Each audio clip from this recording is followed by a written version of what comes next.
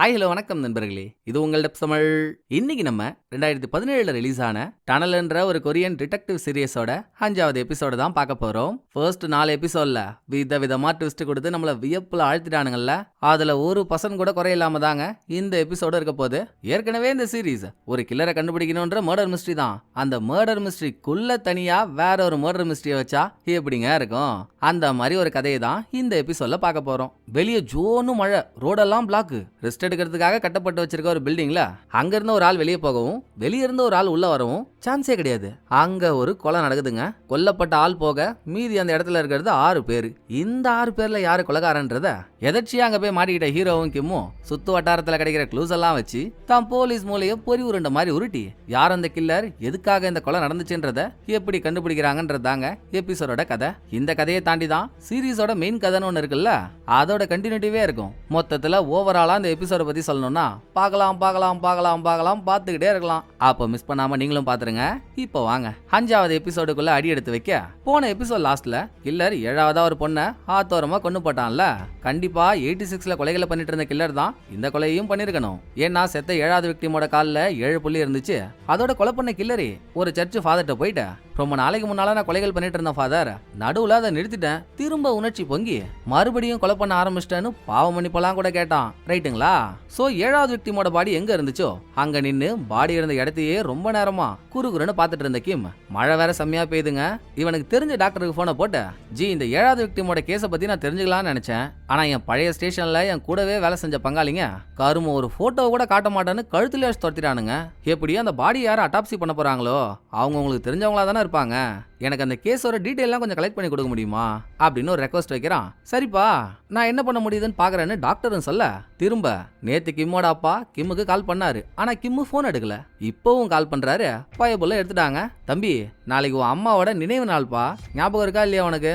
கடந்த 10 வருஷமா நான் உன்னை எவ்வளவோ கூப்பிட்டும் அவளுக்கு அஞ்சலி செலுத்த வரவே மாட்டேன்ட்ட, நாளைக்காச்சும் வருவியா எப்படி அப்படின்னு அவர் கேட்க, நைனா உனக்கு என்ன நடந்துச்சுன்னு தெரியும்ல, தெரிஞ்சுக்கிட்டே இப்படி கேட்டா எப்படி அப்படின்னு கிம் சொன்னதோட 10 வருஷத்துக்கு முன்னால நடந்த ஒரு பிளாஷ்பேக். ரொம்ப நாளா ஹாஸ்பிட்டல்ல உடம்பு முடியாம படுத்திருந்த கிம்மோட தாத்தா ஒரு நாள் இறந்துட்டாரு. தாத்தானா கிம்முக்கு படா பாசம் போல.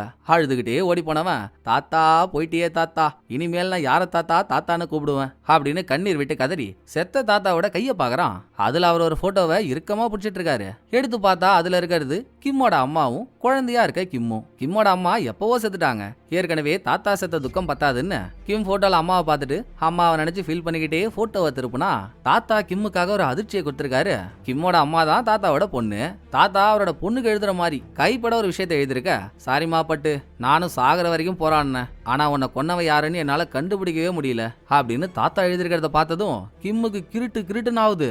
நம்ம அம்மா உடம்பு சரியில்லாம செத்துட்டாங்கன்னு தானே அப்பா சொன்னாரு. தாத்தா எழுதிருக்கிறத பார்த்தா அப்ப நம்ம அம்மாவை யாரோ கொன்னு இருக்கானா, அவன் இன்னும் மாட்டவும் இல்லையா இப்படின்னு கிம் உறைஞ்சு போய் நிற்கும் போது ரூமுக்குள்ள கிம்மோட அப்பா என்ட்ரியை போட, அது நமக்கு ஒரு ட்விஸ்ட்டுங்க. கிம்மோட அப்பா யாரானா 86ல இருந்த கில்லர் 4வதா ஒரு மிலிட்டரிக்காரனோட பொண்டாட்டியை கொண்டு போட்டான்ல, அந்த மிலிட்டரிக்காரன் தாங்க கிம்மோட அப்பா. சோ கில்லரால கொல்லப்பட்ட 4th விக்டிம் தான் கிம்மோட அம்மா. ஆஹா, இது நல்லா இருக்கே. இப்போதாண்டா கதை சூடு பிடிக்குதுன்னு நம்ம ஆர்வமாக, தகப்பாடே நல்லா அல்சர் வந்த அமீபா மாதிரி இருந்துகிட்டு அம்மாவை பத்தி என்கிட்ட போய் சொல்லிட்டல, உங்க யாராலையும் அவனை பிடிக்க முடியலனா என்ன, நான் அவனை பிடிச்சி காட்டுறேன் அப்படின்னு நீ மெடிக்கலுக்கு படுறான்னு சொல்லியும், முடியாது, நான் போலீஸுக்கு தான் படிப்பேன், எங்க அம்மாவை கொண்டவனை கண்டுபிடிச்சே தீருவேன் அப்படின்னு கங்கணம் கட்டிக்கிட்டு கிம் அன்னையோட வீட்டை விட்டு வெளியே போனவன் தாங்க. இன்னமும் வீட்டுக்கு போய் அப்பாவையும் பார்க்கல, ஒரு வருஷம் கூட அம்மாவோட நினைவு அஞ்சலிக்கும் போனதில்ல. அவங்கள கொன்னது இன்னும் யாருன்னு தெரியல. சும்மா வருஷம் போய் அவங்களுக்கு அஞ்சலி மட்டும் செலுத்தினா அவங்க ஆத்மா சாந்தி அடைஞ்சிருமா? கொன்னவனை கண்டுபிடிச்சாதானே அவங்களுக்கு ஒரு நிம்மதி கிடைக்கும். அவனை கண்டுபிடிச்சிட்டு தான் அங்க போவன்னு கிம் தீர்மானமா இருக்கான். இப்படி கிம்மோட கதையை காட்டி முடிக்க அடுத்து ஹீரோ சின்ன கிட்ட, டே சின்ன பையா, நான் என் பேர் கொண்ட டூப்ளிகேட் ஒருத்தவனை தேடிட்டு இருந்தான்ல, அவனை தேடி அவன் வேலை செஞ்ச பழைய ஸ்டேஷனுக்கு நான் போனேன்டா. அப்ப அவனுக்காக வந்திருந்த இந்த ஸ்பீடிங் டிக்கெட் பில் எனக்கு கிடைச்சது. கரெக்டா இந்த பில்லு என்னைக்கு ரெஜிஸ்டர் ஆயிருக்கோ அன்னைக்கு தாண்டா நானும் டைம் டிராவல் ஆகி இங்க வந்தேன். நான் 2016க்கு வந்ததும் என்ன முதல் முறையா பார்த்த ஆளே அவன் தான். நான் இங்க வந்ததும் அவன் இங்க இருந்து காணாம போயிருக்கானா என்னமோன்னு இருக்குடா. கூடிய சீக்கிரம் நான் அவனை பிடிச்சு என் கேள்விக்கான பதிலெல்லாம் கண்டுபிடிக்கிறேனா இல்லையான்னு பாரு. அப்புறம் என் பொண்டாட்டியை பத்தி கேட்டிருந்தேனேடா, என்னடா ஆச்சுன்னு எங்க சுத்தினாலும் ஹீரோ திரும்ப அங்கதான் வந்து நிக்கிறாரு. அவளை பத்தின ரெக்கார்டே தான் இல்லையே. இதை ஹீரோ கிட்ட சொல்ல தைரியம் இல்லாம, புடிச்சிடலாம் சார், கொஞ்சம் வெயிட் பண்ணுங்க, சீக்கிரம் புடிச்சிடலான்னு சின்ன சொல்லி ஹீரோ சின்ன 2 பேரும் ஸ்டேஷனுக்குள்ள போனதும் செடுமூஞ்சி கிம் இருக்கானே அவ்வளவு அவசரமா ஹீரோவை தள்ளிவிட்டு கடகடன்னு ஸ்டேஷன்ல இருந்து வெளியே போறான். போறான். எதுக்கு தாங்க இவன் எப்ப பார்த்தாலும் மூஞ்சில முள்ள கட்டி சுத்திட்டு இருக்கான், இப்ப என்ன அவன் பிரச்சனையா அப்படின்னு ஹீரோ நாய்முகன்ட்ட கேட்க, அது ஹைவே ஓரமா இருக்க ஒரு ரெஸ்டிங் ஏரியால ஒரு கொலை நடந்திருக்கான் சார். இன்ஃபர்மேஷன் கிடைச்சதும் நான் தான் ஆளா நிப்பன்னு முந்தி அடிச்சுட்டு போறான். கேட்கவே வேடிக்கையா இருக்குல்ல அப்படின்னு நாய்முகன் கலாயா சொன்னதும், நல்லா ஆலிவ் ஆயில வறுத்த காலிஃபிளவர் மாதிரி இருந்துகிட்டு, கொலை நடந்திருக்கு சிரிக்கிற, அவன் வேலையை கரெக்டா தான்டா செய்யறான். நீ ஸ்டேஷன்ல இருந்து என் வாயில இருந்து அந்த வார்த்தையை வர வச்சிடாத. கொலை நடந்த இடத்துக்கு போகாம இங்க என்ன பண்ற? நான் முன்னால போறேன், பின்னாலே வரீங்க அப்படின்னு ஹீரோ ஆர்டரை போட்டு போக, இங்க யாரு சீஃப் யாரு வேலைக்காரனே தெரியலையே சார், நீங்க அதெல்லாம் கேட்க மாட்டீங்களா அப்படின்னு நாய்முகன் சின்ன கிட்ட ஃபைட் பண்ணிட்டு இருக்கும் போதே இங்க ஹீரோ கிம்மோட சேர்ந்து கிளம்பிட்டாரு. இன்னமும் கொற்ற மழை நிக்கல. இதோட அதே போன எபிசோட்ல கிம் ஜுங்கோன்ற ஒரு சீரியல் கில்லரை தவற விட்டான். அதுக்கப்புறம் எந்த ஸ்டேஷன்ல எந்த பொண்ணோட கொலை நடந்தாலும் ஜுங்கோவை பிடிக்கிறதுக்காகவே ஸ்டேஷனா மாறி போறான்றதை ஹீரோ கேள்விப்பட்டாருல்ல. ஏன்பா ஜுங்கோ மேல உனக்கு அப்படி என்ன வெறி? அதை ஹீரோ கேட்டதும் கிம்மா அதுக்கான பதில சொல்லிடுவான், அதுவும் ஹீரோ கிட்ட. பட் என்னாச்சுன்ற பிளாஷ்பேக்கை இவனுக்குள்ளே யோசிச்சு பாக்குறான். அங்கதான் ஜுங்கோவை நமக்கு காட்டுறாங்க. ஒரு நர்ஸோட கொலைகேசுங்க. அவ வேலை செஞ்ச ஹாஸ்பிட்டலோட சிசிடிவி ஃபுட்டேஜை செக் பண்ணும்போது நர்ஸ் கடைசியா ஜுங்கோட கார்ல தான் ஏறி போயிருக்கா. அடுத்த 2 மாசம் கழிச்சு குத்தி கொதறி அவளை கொலை பண்ணி ஒரு காட்டுக்குள்ள பணமா போட்டு வச்சிருக்க. உன் கார்ல யாருன்னு அவளை நீ கடத்திட்டு தானே, இவ்வளவு நாள் அவளை அடைச்சு வச்சு டார்ச்சர் பண்ணி கடைசியா கொன்னுட்ட தானே. உண்மையை ஒத்துக்கோன்னு கிம் ஜுங்கோவை தனியா உட்கார வச்சு விசாரிச்சிருக்காரு. இது கிடக்குது சார் சப்ப கேஸ். நான் இதை விட இன்ட்ரெஸ்டிங்கான பல விஷயத்த உங்கள்ட்ட சொல்லட்டுமா? இந்த ஒரு கொலை மட்டும் இல்ல, நான் இதுக்கு முன்னால பல கொலைகள் பண்ணிருக்கேன் அப்படின்னு ஜுங்கோ சைலண்டா ஒரு வேட்டு வச்சதும், டே வெள்ளாடாதரா, உன் மூஞ்செல்லாம் பார்த்தா பல கொலை பண்ண மாதிரியா இருக்கு, சும்மா டைவர்ட் பண்ண நடிக்காத அப்படின்னு கிம் அவன் சொல்றத வேடிக்கையா எடுத்துக்கிட்டோம். சத்தியமா சார், நான் எத்தனை கொலை பண்ணிருக்கேன்னு எனக்கே தெரியாது, அது எதுவுமே கேஸ் ஆகவே இல்ல, நான் பண்ண கொலைக்கான ஆதாரமே இல்ல இப்படின்னு ஜுங்கோ ரொம்ப சீரியஸா பேசுறாங்க. இதுல கிம்முக்கு வர யோசனை என்னன்னா, இவன் பண்ண பல கொலை கேஸ் ஆகவே இல்லன்றான், நம்ம அம்மாவோட கொலைக்கும் கேஸ் இல்ல, ஒரு வேளை இவன் அவனா இருப்பானோ? அதை கிம் யோசிச்சுட்டு இருக்கும் போதே கிம்மோட பார்ட்னர் ஜுங்கோவை இங்க இருந்து வேற ஒரு இடத்துக்கு டிரான்ஸ்பர் பண்ண கூட்டிட்டு போறப்போ, நான் பாத்ரூம் போகணும்னு சொல்லிட்டு உள்ள போன ஜுங்கோ பலான வேலையை பார்த்துட்டாங்க. கையில போட்டிருந்த மாவு கட்டில கத்தி ஒண்ணு ஒளிச்சு வச்சிருக்கான். அதை வச்சு கூட இருந்த 2 ஆபீசரையும் கூத்தி போட்டு சனிய ஸ்டேஷன்ல இருந்து எஸ் ஆயிடுச்சு. அப்ப இருந்து இப்போ வரைக்கும் ஜுங்கோவை பிடிக்கதான் கிம் படாத பாடு பட்டுட்டு இருக்கான். அதை காரிட்டு பிரசன்ட்டுக்கு வராங்களா, ஏன் பிரச்சனை என்னவா இருந்தா உனக்கு என்ன, நீ உன் வேலையை மட்டும் பாருன்னு கிம் ஹீரோ ஆஃப் பண்ணதும் 2 பேரும் ஹைவே ஓரமா இருக்க கொலை நடந்த ரெஸ்டிங் ஏரியாவுக்கு வராங்க. கொலை நடந்திருக்கிறது பாத்ரூம்ல, கொல்லப்பட்டிருக்கிறது ஒரு ட்ரக் டிரைவர். ரெஸ்டிங் ஏரியான்றப்போ இந்த வழியா போற காரா இருக்கட்டும் ட்ரக்கா இருக்கட்டும் அவங்க எங்க ரெஸ்ட் எடுக்க வருவாங்க இல்லையா, அப்படி வந்த ட்ரக் டிரைவர் தாங்க கொண்டு இருக்காங்க. தலையில ஏதோ ஒரு பலமான பொருளை வச்சு அடிச்சு. பாத்ரூம்ல கொலை நடக்கும்போது ரெஸ்டிங் ஏரியால இருந்தது 6 பேரு. இது ஒரு பிரைவேட் இடம். சோ இந்த இடத்தோட ஓனரும் 6 பேர்ல ஒருத்தவன் தான். 6 பேர்ல யாருமே இங்க வெளியே போலங்க. வெளியே பேர மழையை பார்த்தா போக முடியாது. டிரைவர் சாகறதுக்கு முன்னாலேயே எனக்கு ஹெல்ப் வேணும்னு கேட்டு போலீஸ்க்கு கால் பண்ணிருக்கான். பேசிட்டு இருக்கும் போதே போனு கட் ஆயிடுச்சு. திரும்ப கால் பண்ணா எடுக்கல. சோ அவன் லொகேஷனை ட்ராக் பண்ணி ஒரு குட்டி ஆபீசர் இங்க வந்து இங்க இருந்த எல்லாரையும் ஹோல்ட் பண்ணி வச்சிட்டாப்புல. இதெல்லாம் குட்டி ஆபீசர் மூலமா ஹீரோவும் கிம்மும் தெரிஞ்சுக்கிட்டதும், கொல்லப்பட்ட டிரைவர் எந்த ட்ரக்ல வந்தானோ ஹீரோ அதுல ஏதாவது கிடைக்குதான்னு தேடி பாக்குறாரு. செத்த டிரைவர் பாக்ஸிங் பண்ற மாதிரி ஒரு போட்டோ இருக்கு. நல்லா பாக்ஸிங் பண்ண தெரிஞ்சவன தலையில அடிச்சு கொண்டு இருக்காங்கன்னா அவனுக்கு நேர் எதிரில் வந்து இந்த கொலையை பண்ணிருக்க மாட்டாங்க. அவன் எதிர்பாராத டைம்ல பின்பக்கமா போய் அடிச்சுதான் அவனை கொண்டு இருக்காங்கன்னு கணிப்பை போட்ட ஹீரோ உள்ள வரத்துக்குள்ள கிம் வெளியே என்னென்ன கார்லாம் நிக்குதோ உள்ள கெஸ்டா இருக்கவங்களோட கார் தான் இதெல்லாம். எல்லா கார் நம்பரையும் போட்டோ எடுத்துட்டு ஒரு காரையும் உன்னிப்பா நோட் பண்றான். அதுல ஒரு ப்ளூ கலர் கார்ல சைடு ஹெட்லைட் உடஞ்சிருக்குங்க. நோட் பண்ணிட்டு 2 பேருமா சேர்ந்து உள்ள வந்தவங்க, ஃபர்ஸ்ட் டீசெண்டா இங்க இருக்க 6 பேர்கிட்டையும் எவ்வளவு தினாவட்டா ஒரு கொலையை பண்ணிட்டு ஒன்னும் தெரியாத மாதிரி இருக்கீங்க நீங்களா யார் அந்த கொலகாரன் இல்ல கொலகாரின்னு சொல்லிட்டா நல்லது, நாங்களா கண்டுபிடிச்சோம், ஜில் ஜங் ஜக்கு தான் பாத்துக்கோங்க அப்படின்னு மிரட்டிட்டு இருக்க. இன்னொரு பக்கம் இவங்க டீமை சேர்ந்த மீதி 3 பேர் இங்க வரலான்னு பார்த்தா மழை ஓவரா பெய்யுது இல்ல, நடுவுல தண்ணி தேங்கி ரோடு பிளாக் ஆயிடுச்சு. சோ அவங்களாலையும் வர முடியாது. அவங்க வர முடியாதுன்னா ஃபாரன்சிக் டீமாலையும் வர முடியாது. அவங்க வந்தாதானங்க பாடியை எக்ஸாமின் பண்ணி அதுல க்ளூ எதையாச்சும் எடுப்பாங்க.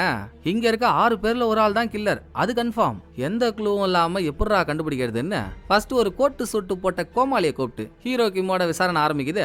அவன் ஏதோ ஒரு கவர்மெண்ட் எம்ப்ளாயி போல.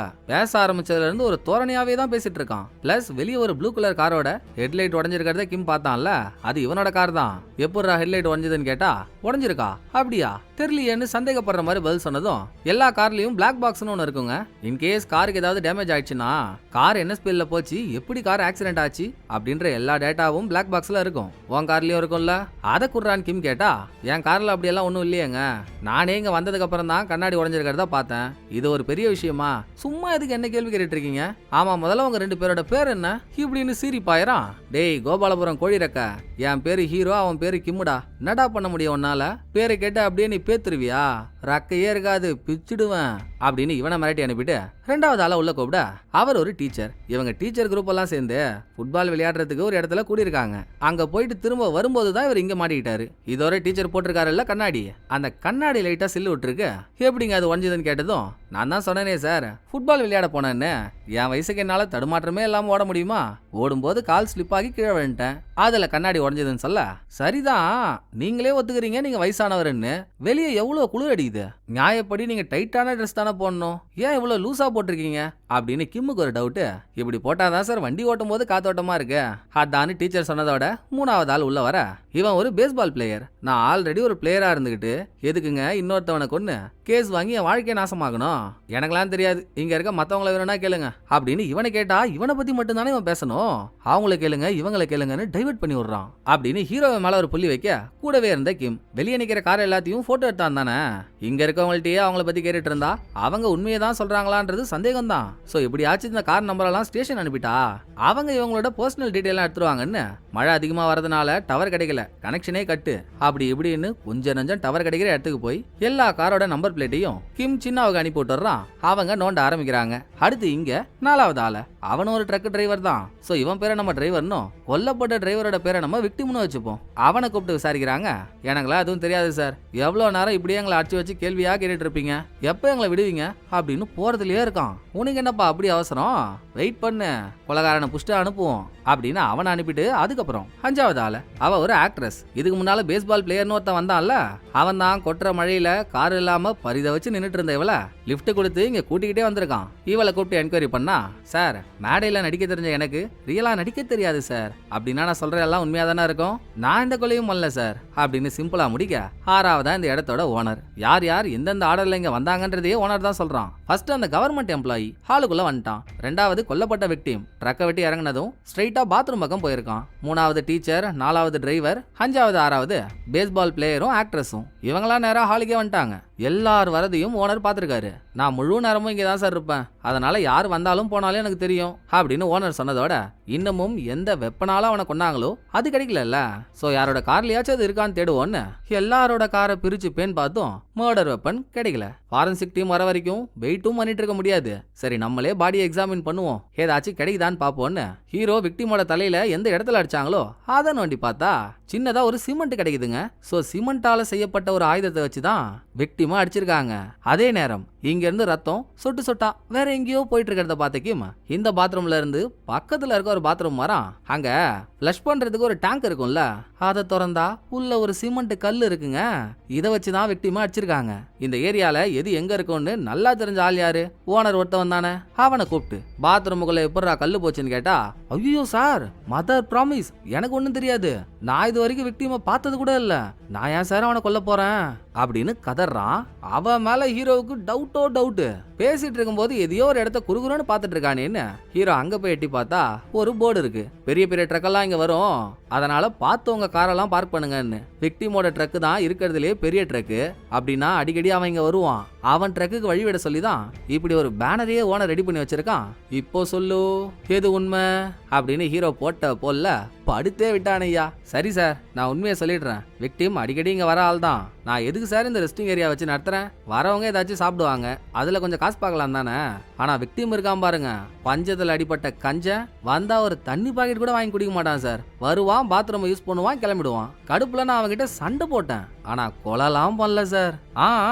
இப்பதான் சார் எனக்கு ஞாபகம் வருது, நீங்க வேணும்னா இங்க டிரைவர்னு ஒருத்தன் இருக்கான்ல, அவனை விசாரிச்சு பாருங்களேன். அவன் ஒரு எக்ஸ் கிரிமினல், ஏற்கனவே அவனுக்கும் விக்டிமுக்கும் பங்காளிங்க சண்டை இருக்கிறதா அவனே என்கிட்ட சொல்லியிருக்கான் சார் அப்படின்னு ஓனர் டிரைவரை கொத்த விட இதே டைம் ஸ்டேஷன்லங்க ஓனர் சொல்ற கதையை அவங்களும் கண்டுபிடிச்சிடுறாங்க. சில வருஷத்துக்கு முன்னால டிரைவர் ட்ரக்க ஓட்டிட்டு போகும்போது யாரையோ அடிச்சு ஆக்சிடென்ட் பண்ணிட்டு ஸ்பாட்லயே இல்ல அங்கிருந்து ஓட்டான். ஆனா பக்கத்திலேயே இருந்து அதை பார்த்த விக்டிம் இருக்கான் பாருங்க, டிரைவர் தான் அந்த ஆக்சிடென்ட் பண்ணான்னு கோத்து விட்டு அவனை ஜெயிலுக்கு போக வச்சிட்டான். இந்த மோட்டிவ் பத்தாதா டிரைவர் விக்டிமை கொல்றதுக்கு, எங்கடா அவன் புட்ரா அவனன்னு அவனை தேடி ஹாலுக்கு வந்தா அதுக்குள்ள அவன் தாள தெறிக்க வெளியே ஓடுறான் தப்பிக்கிறதுக்கு. கார் எடுத்துக்கிட்டு கிளம்புறதுக்குள்ள ஹீரோ ஒரு பக்கம் காருக்கு முன்னால நின்று பிளாக் பண்றாரு, இன்னொரு பக்கம் கிம்மு பேச்சே கிடையாது.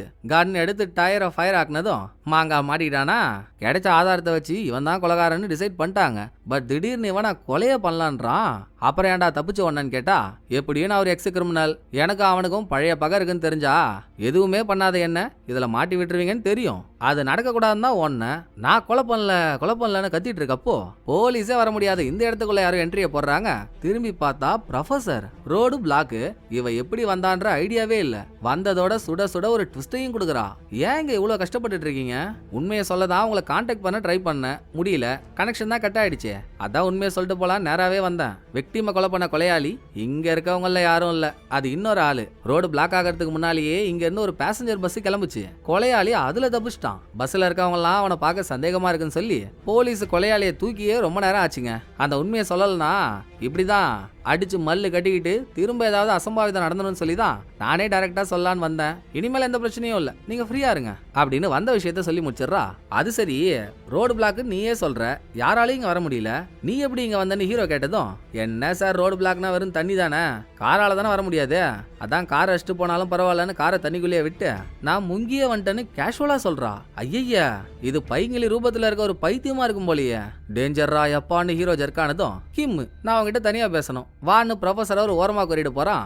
இது வேறையா, உங்க 2 பேருக்குள்ள ஒரு கிச்சிக்கா முச்சிக்கா ஓடுதாடா, என்னதாண்டா எவனும் சேர்த்துக்க மாட்டீங்க, நல்லா இருங்கன்னு ஹீரோ புலம்பிட்டு இருக்கப்போ உள்ள போனால ப்ரொஃபஸர் அவ சொல்றா, கொஞ்ச நேரத்துக்கு முன்னால நான் சொன்னதெல்லாம் போயிங்க, உண்மையான கொலைகாரன் இங்கதான் இருக்கான், சும்மா கொலைகாரன் இங்கதான் இருக்கான்னு ஒரு பதட்டத்தை உருவாக்கி அவங்கள்ட்டயே நீங்க கேள்வி கேட்டுட்டு இருந்தீங்கன்னா இன்னும் பல மாசம் ஆனாலும் உங்களுக்கு பதில் கிடைக்காது. இப்ப நான் சொன்னதை கேட்டு உண்மையான கில்லர் வேற ஒருத்தவங்க மாட்டிக்கிட்டான்னு ஃப்ரீயா இருப்பான்ல, இங்க இருக்க ஒருத்தவங்களோட பிஹேவியரையும் இனிமேல் வாட்ச் பண்ணாலே போதும், கில்லரை தூக்கிடலாம், நான் பாத்துக்கிறேன் அப்படின்னு அவ ஒரு படிப்பாளின்றத காட்டுறா. அதுக்கப்புறம் கொலை நடந்த கிரைம் சீனை நான் பார்க்கணும்னு ப்ரொஃபசர் கேட்க கிம் ப்ரொஃபசரை பாத்ரூம் கூட்டிட்டு போறான். இந்த கேப்ல ஹீரோ தனியா இருக்காருல்ல, அப்போ கவர்மெண்ட் எம்ப்ளாயி நூடுல்ஸ் எடுத்துட்டு வந்த டீச்சர் மேல மோதி நூடுல்ஸ் எல்லாம் கீழே கொட்டிக்குது. என்னாச்சு ஏதாச்சுன்னு பார்த்து ஒரு மன்னிப்பு கேட்டாலும் பரவாயில்ல, எவ்வளவு காஸ்ட்லியான கோர்ட்டு தெரியுமா, அறிவு இல்லாம இது மேல வந்து ஊத்துறன்னு டீச்சரை முறைக்கிறான். சும்மா இருப்பாரா ஹீரோ, நல்லா 2000 ஆடல வர ஆம்பளை மாடல் மாதிரி இருந்துகிட்டு கோட் சூட் போட்டா பெரிய கும்பானி, மத்தவங்கள்ட்ட எப்படி பேசணும்ன்ற நாகரிகம் தெரியல, உனக்கெல்லாம் எவன்டா வேலை கொடுத்தது அப்படின்னு அவன் குடும்பத்தையே கேவலப்படுத்திட்டு அடுத்து ஹீரோ டீச்சரோட சேர்ந்து கிச்சன்ல கிளீன் பண்ண போறாரு. டீச்சர் ஹீரோவுக்கு வேலையா வைக்கலங்க, அவ்வளவு அழகா கிளீன் பண்றாரு. பாரா சூப்பரா பண்றீங்களே. பல வருஷம் எக்ஸ்பீரியன்ஸ் ஆன ஹீரோ கேட்க, ஆமாம்பா 3 வருஷத்துக்கு முன்னாலேயே பொண்டாட்டி செத்துட்டா, அப்புறம் எல்லாத்தையும் நான் தானே தனியா பார்த்தாகணும், அதான் அப்படியே காலை ஓடுதுன்னு டீச்சர் சொல்ல, அச்சோ பாவம் உங்க பசங்களாம் அம்மா இல்லாம ரொம்ப கஷ்டப்படுவாங்கல்ல, என்ன பண்றதுன்னு ஹீரோ வருத்தப்பட்டதும், நல்ல வேலைப்பா ஆண்டவன் எனக்கு அந்த பாக்கியத்தையே கொடுக்கல, எனக்கு பசங்களே இல்லைன்னு டீச்சர் முற்றுப்புள்ளிய வைக்க, இதுவும் நல்லதுதாங்க. யோசிச்சு பாருங்க, இப்ப செத்த விக்டிம் யாரோ ஒருத்தவங்களுக்கு புள்ளையா தானே இருப்பான், அவங்கள்ட்ட போய் உங்க புள்ள செத்து போயிட்டான்னு சொன்னா அவங்க எவ்வளவு ஃபீல் பண்ணுவாங்க. நான் என் லைஃப்ல இந்த மாதிரி நிறைய பார்த்துருக்கேன் சார் அப்படின்னு மிலிட்டரிக்காரன்ட்ட போயிட்டு அவன் பொண்டாட்டி செத்த கதையை ஹீரோ சொன்னார்ல, அவன் எவ்வளவு துடிச்சு போனான். அதை மனசுல வச்சுக்கிட்டு பேசினதும் அது வரைக்கும் டீச்சர் நல்லா தாங்க இருந்தாரு. குழந்தை கொல்லப்பட்டதுனால ஒரு பேரண்ட்ஸ் எவ்வளவு பரிதவிப்பாங்கன்றத சொன்னதும் தங்கப்பதக்கம் சிவாஜி ஸ்டைல ஒரு சர்க்கிள், ஏன் இந்த ஆளு சம்பந்தமே இல்லாம சர்க்கிள் ஆகிறான் அப்படின்னு இப்போயில இருந்து ஹீரோவோட மூக்கு டீச்சர் மேல குறி வைக்குது. இன்னொரு பக்கம் கிரைம் சீனுக்கு போனாங்கல்ல ப்ரொஃபஸரும் கிம்மும், ப்ரொஃபஸர் பாடியை நல்லா ஆராய்ச்சி பண்றா, கண்ணாலேயே கலர் படம் ஓட்டுறாங்க. செத்த விக்டிமோட கையில அவன் போன் அப்படியே தான் இருக்கு. மேபி கில்லர் விக்டிமுக்கு தெரிஞ்ச ஆளா இருந்து அவன் நம்பர் இந்த போன்ல இருந்திருந்தா எங்க நம்ம மாட்டிக்க போறோன்னு இந்த போனை எடுத்துட்டு போயிருப்பான்ல. சோ விக்டிமுக்கும் கில்லருக்கும் எந்த பழக்க வழக்கமும் இல்ல, அதான் அவன் போனை அப்படியே வச்சுட்டு போயிட்டான். இதை கெஸ் பண்ண ப்ரொஃபசர் பாத்ரூம் விட்டு வெளியே வந்து வெளியே பாத்ரூமுக்கு ஆப்போசிட்லயே டேபிள் ஒன்னு இருக்கு, அங்க உட்காந்து அதே டேபிள்ல பாதி அடிச்சு தூக்கி போட்ட ஒரு சிகரெட்டை பார்த்ததும் இங்க இதுதான் நடந்திருக்கும்னு இவளுக்குள்ள ஒரு கணிப்பு. அதை நமக்கு விஷுவலா காட்டுறாங்க. முதல்ல விக்டிம் சிகரெட் அடிக்கிறதுக்காக டேபிள்ல வந்து உட்காந்துருக்கான். அவன்கிட்ட லைட்டர் இல்ல போல, சோ லைட்டர் கொடுக்கறதுக்காக அவனுக்கு பக்கத்துல வந்து உட்காந்த கில்லர் அவன் சிகரெட்டை பத்த வச்சிட்டான். விக்டிம் சிகரெட் அடிச்சுக்கிட்டே கில்லரை கோவப்படுத்துற மாதிரி எதையோ ஒன்ன சொல்லிருக்காங்க. ஏன்னா டேபிள்ல பாதி அடிச்சு தூக்கி போட்டு சிகரெட் கிடைச்சது இல்ல, டேபிளுக்கு பக்கத்திலேயே பத்த வச்சு முழுசா அடிக்காத ஒரு சிகரெட் கிடைக்குது. சோ விக்டிம் கில்லரை கோவப்படுத்துற மாதிரி எதையோ சொன்னதுனால கில்லர் சிகரெட் அடிக்காம அப்படியே போட்டு பாத்ரூமுக்கு போன விக்டிம பின்னாலேயே போய் போட்டு தள்ளிருக்கான். ஆனா அது யாருன்னு யோசிச்சுட்டு இருக்க.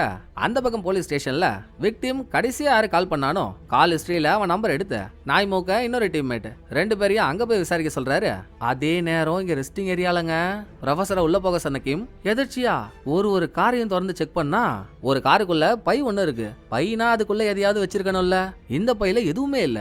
இப்படி யோசிச்சு பாருங்களேன், அந்த பையில பழைய துணி ஏதோ ஒண்ணு இருந்து கில்லர் விக்டிம கொண்டதுக்கு அப்புறம் அவன் போட்டிருந்த ட்ரெஸ் எல்லாம் ரத்தக்கறி ஆயிருக்கும்ல. சோ அதுக்கப்புறம் ரத்தம் அடைஞ்ச துணியை பக்கத்துல எங்க தூக்கி போட்டு பைக்குள்ள இருந்த துணியை மாட்டிக்கிட்டு அப்புறம் ஏன் கடைக்குள்ள வந்துடக் கூடாது? இதுபடி யோசிச்சா ரத்தம் படிஞ்ச துணி இங்க தான் எங்கேயோ பக்கத்துல இருக்கணும். கிம் தேடி போறான், அந்த துணியும் கிடைக்குதுங்க. சேம் டைம் விக்டிம் கடைசியா யாரு கால் பண்ணானோ அவனை விசாரிக்க 2 டீம்மேட்ஸ் போனாங்கல்ல. என்னடா சொன்னா அவன் அந்த போன் கால்ல வாங்கிட்ட, சந்தேகப்படுற மாதிரி உனக்கு ஏதாச்சும் கேட்டுதான்னு விசாரிச்சதும் அப்படி எதுவும் தெரியலையேங்க, நான் இங்க பாக்ஸிங் கிளாஸ் வச்சு நடத்துறேன்ல, அதோட ஃபீஸ் எவ்வளோன்னு ஃபோன் பண்ணி கேட்டான். அப்போ சிகரெட் அடிக்க அவங்ககிட்ட லைட்டர் இல்லைன்னு நினைக்கிறேன். லைட்டர் தேடிட்டு இருக்கப்போ பக்கத்துல யாரோ அவனுக்கு லைட்டர் எடுத்துட்டு வந்து கொடுத்த மாதிரி அவங்கள்ட்ட பேசிட்டு இருந்தான். அவ்வளவுதான் சார். இத பாக்ஸிங் கோச் அல்ல. நீ பேசுறத பார்த்தா உனக்கு விக்டிமா ரொம்ப நாளா தெரியும் போலியே. சரி, அவனை கொல்ற அளவுக்கு யாருக்காச்சும் அவன் மேல கோவம் இருக்கா? அத நாய்மூக்கம் கேட்டதும் கோச் முடிச்சிட்டு இருக்காரு. இங்க ஏதோ பை ஒன்ன கண்டுபிடிச்சான்ல கிம், அந்த பைக்குள்ள தாங்க பயங்கரமான ட்விஸ்டே இருக்கு. கில்லர் விக்டிமை கொலை பண்ணும்போது என்ன ட்ரெஸ் போட்டிருந்தானோ ரத்தம் படிஞ்ச அந்த ட்ரெஸ் கூடவே ஒரு பர்ஸ் இருக்கு. பர்ஸுக்குள்ள டீச்சரோட ஃபேமிலி போட்டோ இருக்கு. சோ டீச்சர் தான் விக்டிமை கொன்ன கில்லர். இத வந்து ஹீரோ ப்ரொஃபசர்ட்ட சொன்னதும் ஃபேமிலி போட்டோல டீச்சர், டீச்சரோட மனைவி, டீச்சரோட பையன்னு 3 பேர் இருக்காங்க. ஏற்கனவே ஒரு பையனை இழந்தா அவங்க பேரண்ட்ஸ் எவ்வளவு வருத்தப்படுவாங்கன்னு ஹீரோ சொன்னதுக்கு டீச்சர் என்னென்ன ரியாக்ஷன்லாம் கொடுத்தாரு. சோ டீச்சரோட பையனுக்கு விக்டிமால என்னமோ ஆயிட்டு இருக்குங்க. அதுக்கு பழிவாங்க தான் டீச்சர் விக்டிமை கொண்டு இருக்காரு. இதை கேட்ச் பண்ண ப்ரொஃபசர் 6 பேரும் கூடி இருக்க இடத்துக்கு வந்து, நான் உங்கள்கிட்ட சும்மா உள்லாக்கி சொன்னேன், உண்மையான கில்லர் இங்க தான் இருக்கான், தாம் பையனோட சாவுக்கு விக்டிம் காரணமாயிட்டான்னதும் அவனை கொலை பண்ணவே இங்க ஃபாலோ பண்ணிட்டு வந்திருக்கான் அப்படின்னு கொஞ்சம் கொஞ்சமா பேசிக்கிட்டே டீச்சருக்கு முன்னால போய் நின்னதும் மாட்டிட்டோன்னு அந்த ஆளுக்கு தெரிஞ்சிருக்கும். டபுக்குன்னு பக்கத்துல இருக்க ஒரு கத்தி எடுத்து ஜூமாக்கா ஜூவை காட்டிட்டு இருக்க. ஆக்சுவலா என்ன நடந்துச்சுன்னு நமக்கு தெரியணும்ல. அத அங்க டீம்மேட்ஸ் கிட்ட பேசிட்டு இருக்க கோச் சொல்றாரு, இவங்க 2 பேரும் ஒரு காலத்துல ஆர்மில இருந்திருக்காங்க. யாரு? விக்டிமும் டீச்சரோட பையனும். அதுல விக்டிம் சீனியர், டீச்சரோட பையன் ஜூனியர். நல்லா அயல் நாட்டு அட்டை பாக்ஸ் மாதிரி இருக்கான் பாருங்க விக்டிம். சீனியர்ன்ற பவுஸ் டெய்லியும் இவன் ஜூனியர் எல்லாரையும் லைனா நிக்க வச்சு பஞ்சிங் பேக் மாதிரி அவங்கள யூஸ் பண்ணி இவன் போட்டு அடியடின்னு அடிப்பானா. பதிலுக்கு திரும்ப அவங்க எதுவும் இவனை பண்ணக்கூடாதான். இப்படிதாங்க ஒரு நாள் கூட்டத்தோட கூட்டமா டீச்சரோட பையனை நிக்க வச்சு அடியடின்னு அடிச்சிருக்கான். அவன் எவ்வளவுதான் தாங்குவான். ஒரு கட்டத்துல வலி தாங்காம அவன் ஹெல்மெட்டை குறுக்க வச்சதும் விக்டிம் அதுல குத்தி அவன் கையை கண்டம். அந்த கோவத்துல டீச்சரோட பையனை போட்டு சரா மரியா அடி அடின்னு அடிச்சதுல அவன் செத்தே போயிட்டான். இதுக்காக விக்டிமா அரெஸ்டே பண்ணாலும் ஒரு உயிர் போயிடுச்சுல்ல, பெத்தவங்களுக்கு எவ்வளவு வலிக்கும். டீச்சரும் டீச்சரோட மனைவியும் கதறி அழுதுருக்காங்க. அப்போ கூட டீச்சருக்கு விக்டிமா கொலை பண்ணணும்ன்ற எண்ணமே இல்ல. இது 10 வருஷத்துக்கு முன்னால நடந்த கதை. அழுதுட்டு இருக்க பொண்டாட்டி கிட்ட அவனை மன்னிச்செல்லாம் தான் சொல்லியிருக்காரு. டீச்சரோட மனைவிக்கு சோகமோ சோகம். பையன் போயிட்டான்னு 4 நாள் உருகி கரைஞ்சி உடம்பு சரியில்லாம போய் 3 வருஷத்துக்கு முன்னால இறந்தே போயிட்டாங்க. பொண்டாட்டியும் போயிட்டா, புள்ளையும் போயிட்டான். 2த்துக்கும் காரணமான விக்டிமை விடக்கூடாதுன்னு சொல்லிதான் இன்னைக்கு காலையில விக்டிமோட ட்ரக்கை ஃபாலோ பண்ணி டீச்சர் இந்த ரெஸ்டிங் ஏரியாவுக்கு வந்திருக்காரு. சிகரெட் அடிக்காம டேபிள்ல உட்கார. அப்ப லைட்டர் அவனை கொடுத்தது டீச்சர் தான். இவர் பையனை கொன்னுட்டு விக்டிம் ஒரு டீசென்டான வாழ்க்கை வாழ்ந்திருந்தா கூட என் பையன் வாழ வேண்டிய வாழ்க்கையை இவன் வாழறானேன்னு டீச்சருக்கு காண்ட் ஆயிருக்கும். இவனே ஒரு வேஸ்ட் லேண்டா தானே சுத்திட்டு இருக்கான். இவனை கொண்டு என்ன ஆக போதே, விட்டு போயிடலான்னு கொலை பண்ண வேணான்னு நினைச்சும் தவளை அது வாய வச்சுக்கிட்டு சும்மா இருந்துச்சா.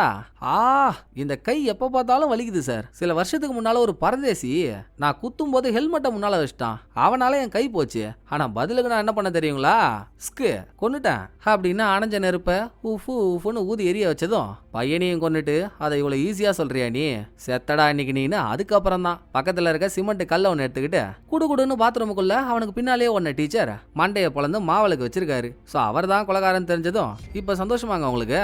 உங்க பையனை கொன்ன விக்டிமா நீங்க கொன்னுட்டீங்க. உங்க பையன் உயிரோட வந்துட்டானா? இல்ல, உங்க பையனே நீங்க ஒரு கொலைகாரன் ஆகணும்னு விரும்பி இருக்க மாட்டாங்க. ஒரு ஆளால சாகிற எல்லாருமே திரும்ப இருந்தால் சாகணும்னு நினைக்க மாட்டாங்க. சட்டத்துக்கு முன்னால அவங்க பண்ண தப்ப ஒத்துக்கணும்னு தான் நினைப்பாங்க. என்ன எடுத்துக்கோங்களேன், நான் குழந்தையா இருக்கும் போதே என் அம்மாவை யாரோ கொன்னுட்டான். எனக்கு கூட அவனை கொல்லணும்னா வெறி இருந்துச்சு. போலீஸ் வேலையில சேர்ந்ததுக்கு அப்புறம் தான் ஒரு உயிருக்காக இன்னொரு உயிர் எடுக்கிறது தப்பு, சட்டம் தான் எல்லாத்துக்கும் ஒரே தீர்வுன்றதை புரிஞ்சுக்கிட்டேன். இப்ப என் அம்மாவை கொன்னவனை சட்டத்துக்கு முன்னால நிறுத்தணும்னு சொல்லிதான் இத்தனை வருஷமா போராடிட்டு இருக்கேன். ஒரு டீச்சரா இருந்தும் உங்களுக்கு அது புரியாம போச்சு அப்படின்னு கிம் ஃபீலிங்ஸ் அவர் பேச்ச போட்டதும் மனசுடைஞ்ச டீச்சர் அவர் கையில வச்சிருக்க கத்தியால அவரை குத்திக்க போகும்போது சட்டுன்னு ப்ரொஃபசர் வெறுங்கையில போய் அந்த கத்தியை பிடிச்சிடறா. கையெல்லாம் தாறுமாறா கிழிச்சுக்குது. அப்புறம் டீச்சரை சாகாம காப்பாத்தி அரெஸ்ட் பண்ணிட்டாங்க. இது வரைக்கும் கிம்ம புரிஞ்சுக்காத ஹீரோ அவன் சொன்ன கதை மூலியமாகவே இவன் இவ்வளவு கஷ்டப்பட்டிருக்கானான்னு புரிஞ்சுக்கிட்டு, ரொம்ப சாரிப்பா, நீ எல்லா கேஸையும் ஏன் இவ்வளவு சீரியஸா எடுத்துக்கிறேன்றது இப்பதான் எனக்கு புரியுது. நீ உன் அம்மாவை இழந்து அந்த இழப்புக்கு காரணமானவன் யாருன்னே தெரியாம சுத்துற மாதிரி மத்தவங்களும் ஆயிடக்கூடாதுன்னு தானே இவ்வளவு விடாப்பிடியா இருக்க. உன்னை புரிஞ்சுக்காம விட்டது ஏன் தப்பு தான். இனிமேல் உனக்கு எப்போ என்ன உதவி வேணாலும் சரி அண்ணனை தயங்காம கேளு அப்படின்னு ஹீரோ கிம்மோட கை கோக்க. அப்பவும் அந்த உம்முனா மூஞ்சி எதுவுமே பேசல. இப்படியே இந்த நைட்டு முடிஞ்சு விடியுதா, மழைலாம் நின்னு போச்சு, போலீஸ் எல்லாம் வந்துட்டாங்க. அப்ப ஹீரோ சின்ன கிட்ட கேக்குறாரு, ஏண்டா 3/4 கிலோ முருங்கக்கா உனக்கு மேல் மாடியில ஏதாச்சும் இருக்காடா? நேத்து அவ்வளோ மழை பெய்யுது, அதுக்கு நடுவுலையா ப்ரொஃபசர் எங்க போன்னு சொல்லுவ? என்ன ஜென்மண்டா நீன்னு கத்துனதும், தலைவா என்ன சொல்றீங்க, நான் ப்ரொஃபசர் ப்ரொஃபசர் அனுப்புனானா? ஓ ப்ரொஃபசர் இங்க வந்தாளா? எங்க ஆளையே காணோம். எங்களாலேயே வர முடியல. நான் ஏன் தலைவா அந்த பொண்ணை வர சொல்ல போறேன்? நான் அவகிட்ட எதுவுமே சொல்லலையேன்னு சின்ன ஒரு ட்விஸ்ட்டை கொடுக்குறான். அப்புறம் அவன் எப்படி மேட்டர் தெரிஞ்சுக்கிட்டு இங்க வந்தான்றது மர்மம் தாங்க. அதோட கேஸ் முடிஞ்சு குற்றவாளியை கண்டுபிடிச்சதும் கையில கத்தி கிழிச்சதுல இன்னும் ரத்தம் சுட்டிக்கிட்டே இருக்கு. அதோடயே தனியா ரோட்ல நடந்து போயிட்டு இருந்தவ டீன் நம்மள வந்து பிக்கப் பண்ணுவாங்கன்னு ஒரு பஸ் ஸ்டாப்ல உட்கார்றா. டீன் வருவாங்கன்னு பார்த்தா அவங்களுக்கு முன்னால கிம் போய் நிக்கிறாங்க. காயம்பட்ட இடத்துல இவனே மருந்தெல்லாம் போட்டு துணியை வச்சு கட்டி விட ரைட்டு இவங்களுக்குள்ள ஒரு காதல் பூ பூக்க போகுதுன்னு சொல்லாம சொல்றாங்களா. இன்னொரு பக்கம் ஹீரோ சின்ன கிட்ட டீச்சரை நினைச்சாதாண்டா பாவமா இருக்கு. 10 வருஷமா பையனை இழந்துட்டு எவ்வளவு கஷ்டப்பட்டிருப்பாரு. எனக்கு வேணும்னா டைம் டிராவல் ஆனது ஒரு செகண்ட்ல நடந்திருக்கலாம். ஆனா 30 வருஷம் கடந்து போச்சு. 30 வருஷம் என்ன காணோன்னதும் என் பொண்டாட்டி எப்படியெல்லாம் துடிச்சு போயிருப்பா அப்படின்னு ஹீரோ இங்க சொல்லும் போதே 1986ல என்னைக்காவது ஒரு நாள் ஹீரோ வந்துருவாருன்ற ஏக்கத்தோட கஷ்டப்பட்டுட்டு இருக்க ஹீரோ பொண்டாட்டியை காட்டுறாங்க. அதோட பிரசன்ட்ல நான் சீக்கிரம் என் பொண்டாட்டி கிட்ட போயே ஆகணும்டா.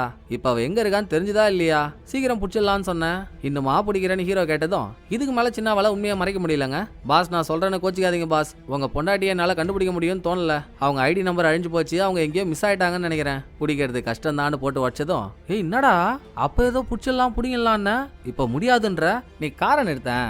என் பொண்டாட்டியை எப்படி தேடி கண்டுபிடிக்கணும்னு எனக்கு தெரியும். நான் பாத்துக்கிறேன். எங்கடா இருக்கான் என் பேரை கொண்ட டூப்ளிகேட்டு? அவனை பிடிச்சாதாண்டா இந்த மர்மத்துக்கான பதிலெல்லாம் கிடைக்கும். எங்க இருந்தாலும் அவன் என் தேடுதல் வளையத்துல இருந்து தப்பிக்கவே முடியாது அப்படின்னு ஹீரோ கோவத்தோட ஒரு நடைய போட்டுட்டு இருக்கா. கடைசியாங்க ஒரு காட்டு பகுதிக்குள்ள யாரோ ஒருத்தவங்களோட காரு. என்ன கேட்டீங்கன்னா டூப்ளிகேட் ஒரு காரை ஓட்டிட்டு வந்தான்ல அவனோட காரா தான் இருக்கும்னு நினைக்கிறேன். ஒரு காரு ஹைட்டான ஒரு இடத்துல இருந்து காட்டு பகுதிக்குள்ள கீழே விழுந்து ரொம்ப நாள் ஆயிருக்கும் போல. காருக்கு மேல மரம் செடி கொடியெல்லாம் படர்ந்திருக்க மாதிரி காட்டி அதோட எபிசோட முடிக்கிறாங்க. என்னதாங்க ஆயிருக்கும் ஹீரோட பொண்டாட்டிக்கு? எல்லா எபிசோட்லயும் அதை ஒளிச்சே வச்சிருக்கானுங்க.